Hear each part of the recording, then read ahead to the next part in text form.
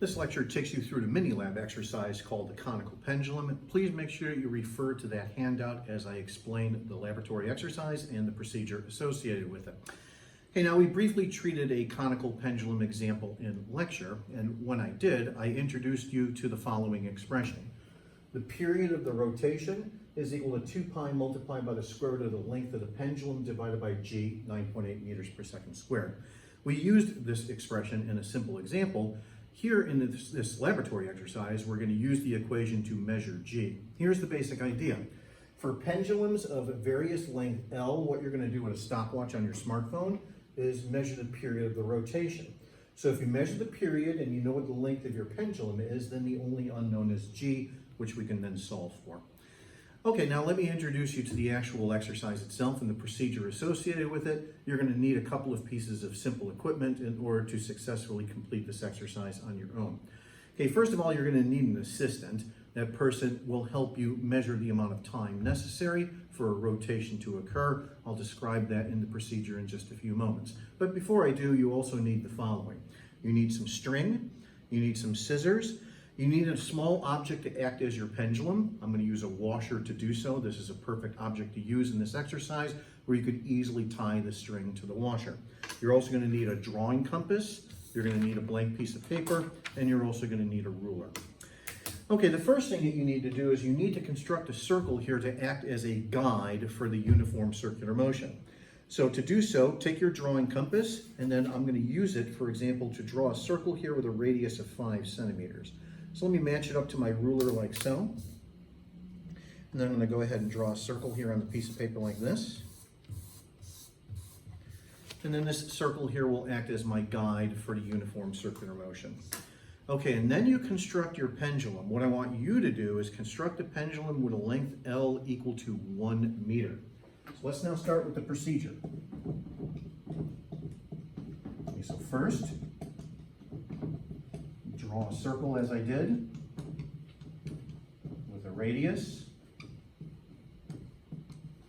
of 5 centimeters. Okay, and then secondly, construct a pendulum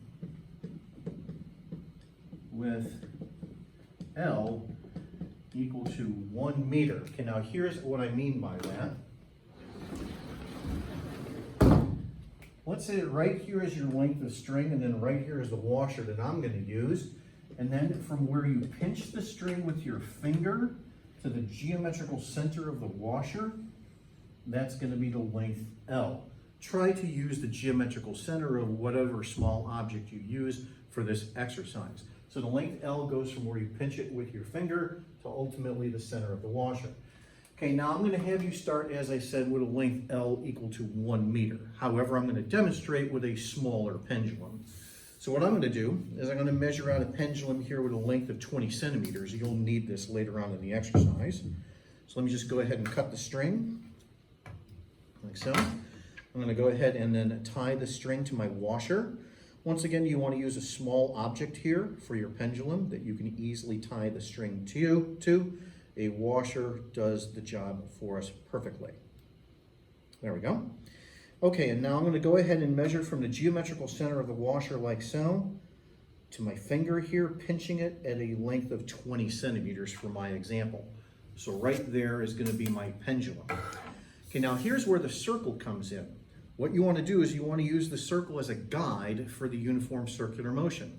So I'm going to position the pendulum like so, and then I'm going to manipulate it such that the object here is following the circle as best I can.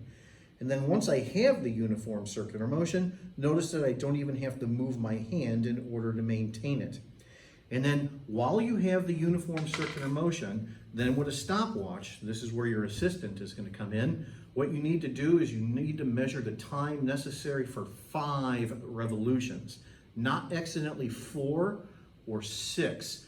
So here's the easiest thing to do. Get the motion as you saw me do, and then start the clock when you say 0. So you would go 0, 1, 2, 3, 4, stop. And you stop the clock then when you say 5. This then ensures that you measure the time necessary for 5 revolutions and not accidentally 4 or 6. So that's the next part of the procedure here. So you then measure what we're going to call small t for 5 revolutions. And now start to take a look at the first data table that you have in the mini lab handout. Let me go ahead and draw that here on my lower board.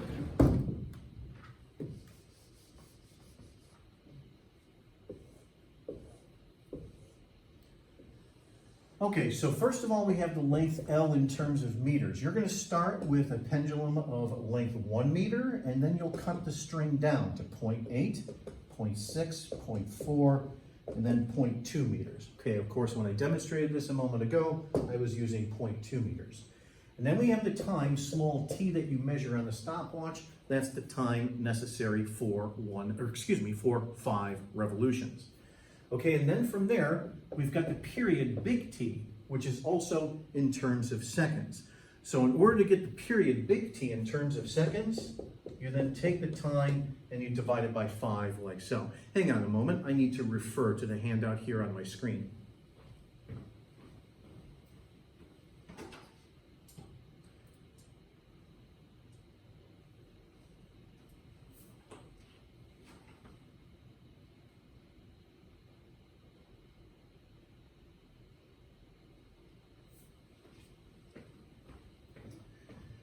Okay, so once you obtain this data table, there are a couple of simple qualitative questions for you to answer based upon the relationship between the period capital T and the length L of the pendulum, like so. So that's what you then fill in for the first data table. Okay, now we're going to use this data table here to measure G. Here's how we're going to do that. What I'm going to do is I'm going to take this expression here for the period of the rotation, and I'm going to do a little bit of algebraic manipulation. You'll reproduce this algebraic manipulation in the section on the lab handouts where it says derivation. What we need to do is we need to solve this for G.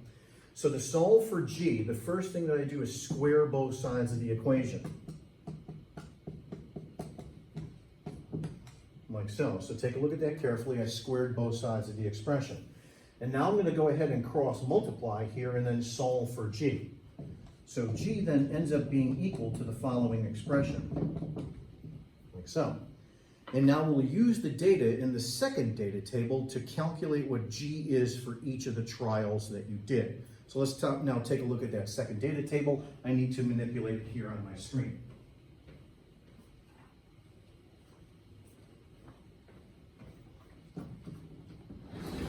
Okay, now the second data table is a couple of adjustments from the first one.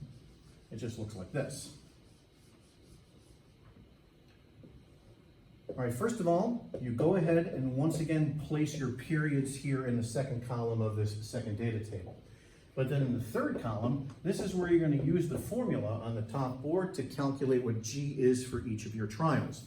So then therefore what you do in the expression here is you just plug in the length L in the period capital T, do the math here to calculate then what G is equal to in terms of meters per second squared. That's then what you tabulate here in this column for each of your trials.